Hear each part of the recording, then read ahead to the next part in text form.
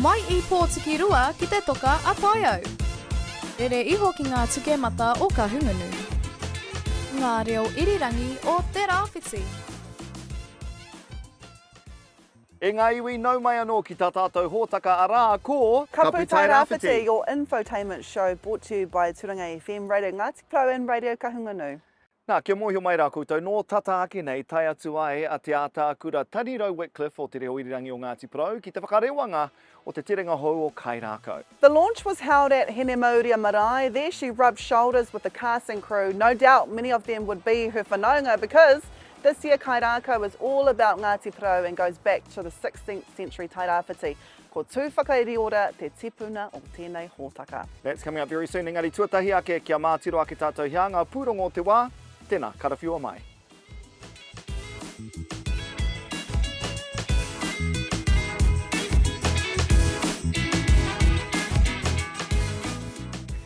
Ki te Tairāwhiti, e huro ana te rohe o Ngāti Porou I te mea kua tohua tō rātou uri arā ko Darren Crosby, hei āpiha matua mo te tauā moana o Aotearoa nei.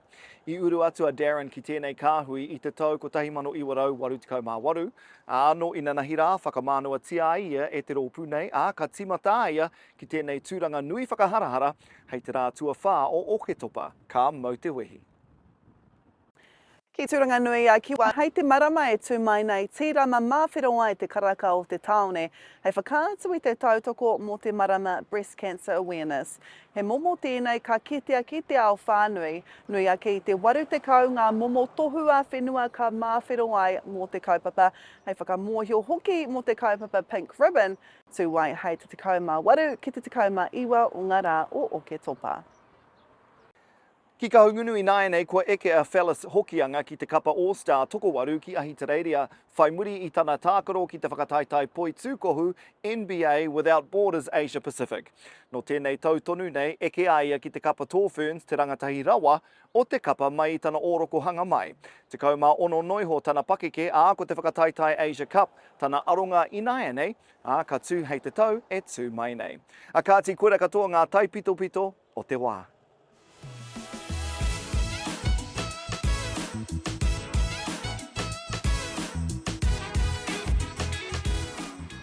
Writer and director Maruia Jensen of Te Whānau Tūwhakairiora and Ngāti Rehia grew up with the story of Tūwhakairiora and likens the warfare of 16th century Tairāwhiti to a Māori Game of Thrones. Radio Ngāti Porou, Te Ataakura Tanirau-Wickliffe went to Hinemaurea marae for the special screening of Kairākau whā and met up with the cast and crew.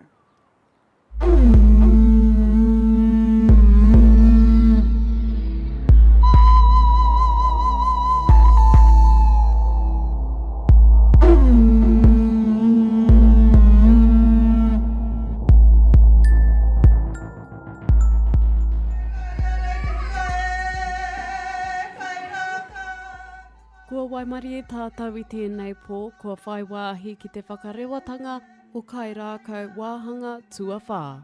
E kōrero nei mo tō tātou tipuna rongonui a Tūwhakairiora. Kua whai wāhi atu ki te nohotahi, ngahautahi, mā takitaki hoki I tēnei hōtaka hou. Karanga mai te whānau a Tūwhakairiora.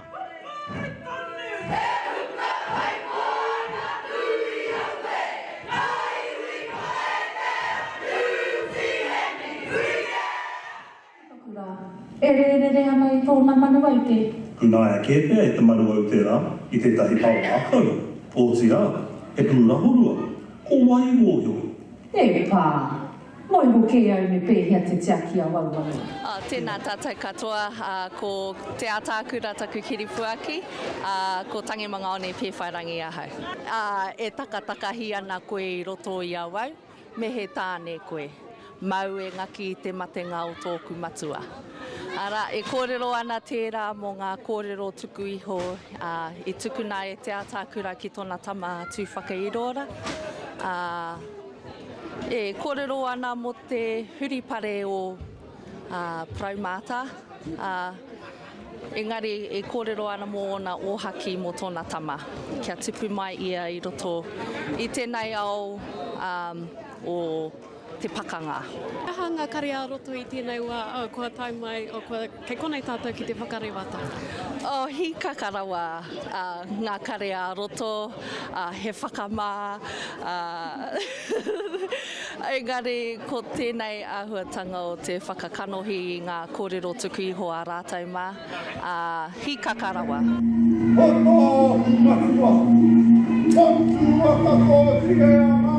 Tēnei terenga o Kairākau e hāngai ana ki tā tātou tipuna Tūwhakairiora. Ka hoki atu tātou ki roto I ngā rautau 1,000 ai mua te taonga mai te Pākehā wera āhuatanga katoa. Ka kite tātou I wana piki me wana heke I ahu mai a Tūwhakairiora mai te aha. Me wana haerenga ki roto I tana meki tutuki I te oahaki a tana kraua.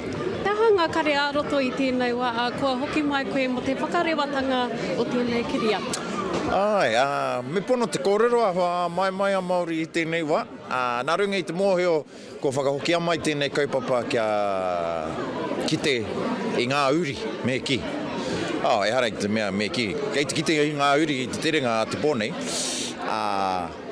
Tēnei mea te mahi ki te taho, ngā mahi kiriata aha rānei, he kaupapa Māori oroto. Kei reira te haipapa nui, e hara I te mea me tika, engari me kaunga me ki, me kaunga. So, ko te simanako ka kaunga, ana ka rawe ki te, ka rata ka rawe ki a tātou. Ora una whānui tia koe te uri. Ora mātau I o haerenga, me au mahi toa.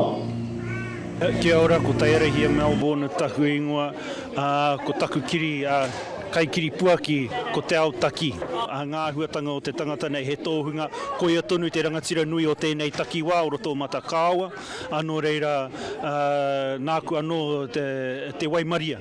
Me taku waimaria anō I konei au e ako ana mo te tekau Māori matau, e noho ana mo te tekau Māori matau, I roto I te hohonutana o nā kōrero konei o nā kuia me ngā kraua. Ia ki ai. Ei te kite ai I tō wāli. E rawa nei ko ngā wāhine o konei ngā rangati.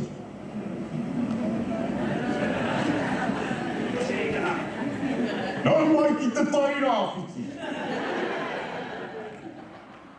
Wow, that's so cool, and it's quite surreal seeing the story of one of the tupuna I grew up learning about on TV. Yeah, ka mau te wehe, and it is a quality product. Now, tomorrow on Kapu Tairāwhiti, we take a look at Te Whakamaia program. Te Whakamaia program builds strength and courage of rangatahi who train for 8 continuous weeks.